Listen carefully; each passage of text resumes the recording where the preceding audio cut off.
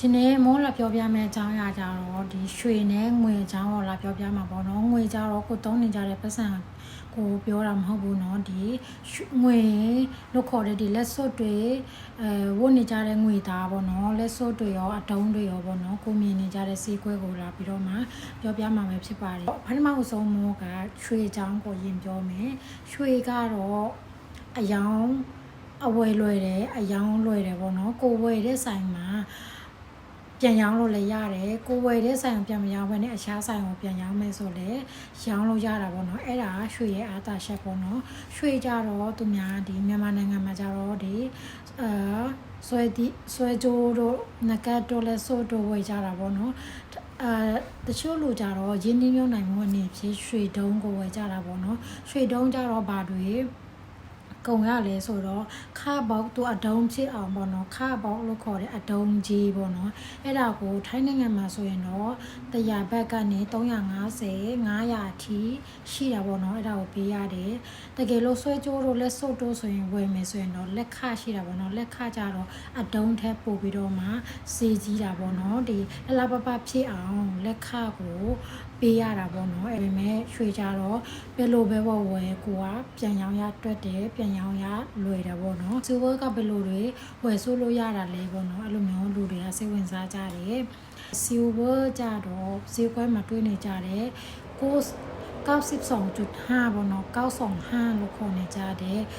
accessory တို့ jewelry တို့ပေါ့နော်ဒီလို jewelry တို့ပေါ့နော်မိုးဝတ်နေကြတယ်ဒီငွေသားနဲ့ပြုလုပ်နေတဲ့ဒီ jewelry လို့ပေါ့နော်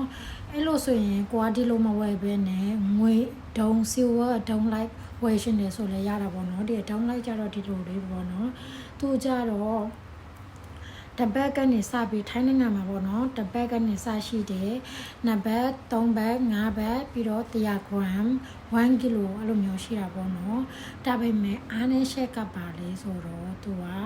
ကိုဝယ်တဲ့ဆိုင်မှာပဲပြန်ရောင်းလို့ရတာပေါ့နော်ဥပမာကိုတစ်ဆိုင်မှာဝယ်တယ်ဆိုရင်တော့နေ့ဆိုင်မှာတော့ရောင်းလို့မရဘူးပေါ့နော်သူတို့လက်မခံဘူးပေါ့နော်ကိုတစ်ဆိုင်မှာဝယ်လို့ရှင်တော့ကိုတစ်ဆိုင်မှာပဲတွားပြီးတော့မှပြန်ရောင်းလို့ရတာပေါ့နော်အားသာချက်ကတော့ရွှေထက်အများကြီးစေးတက်တာတယ်သူကအခုကတပတ်ကိုပေါ့နော်1ဘတ်ကိုတော့တပတ်ကိုသူက1000ကျော်ပဲရှိရပေါ့နော်1ကီလိုကိုအခုကပေါက်စေအခုပေါက်စေဆိုရင်တော့ဒီ4000ကျော်ပဲရှိတယ်ဒါပေမဲ့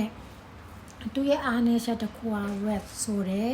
ဒီအခွန်ခါပေါ့နော်အဲ့ဒါ900ခိုင်နှုန်းရှိတယ်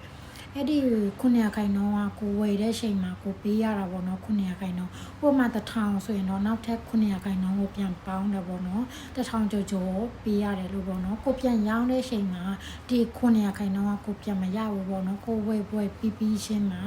900ခိုင်နှုန်းကကိုရှုံးသွားပြီပေါ့နော်တကယ်လို့ကိုကရွှေမဝယ်နိုင်ဘူးငွေဒီလိုတောင်းလိုက်ဆိုရှင်နေဆိုရင်လည်းနည်းနည်းချင်းစီဝယ်ပြီးတော့မှ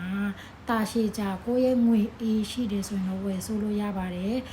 ဒီငွေတောင်းလိုက်ကြတော့ရွှေလိုပါပဲသူအတက်အကျရှိတာပေါ့နော်ရွှေငွေတောင်းကြတော့ဒီ silver ကြတော့တောင်းလိုက်ကတော့ရွှေထက်တောင်ပိုပြီးတော့မှအရင်တက်တာပေါ့နော်ဥပမာ silver ကတက်သွားပြီဆိုရင်တော့ရွှေကနောက်မှာဆက်ပြီးတော့မှလိုက်တက်တာပေါ့နော် silver ကလည်းသူတို့ဒီ jewelry မှာလည်းသုံးတယ်အရှော့ပစ္စည်းတွေမှာဒီ silver တွေသုံးတာတွေရှိတယ်ပေါ့နော်ဆက်ပစ္စည်းတွေပေါ့နော်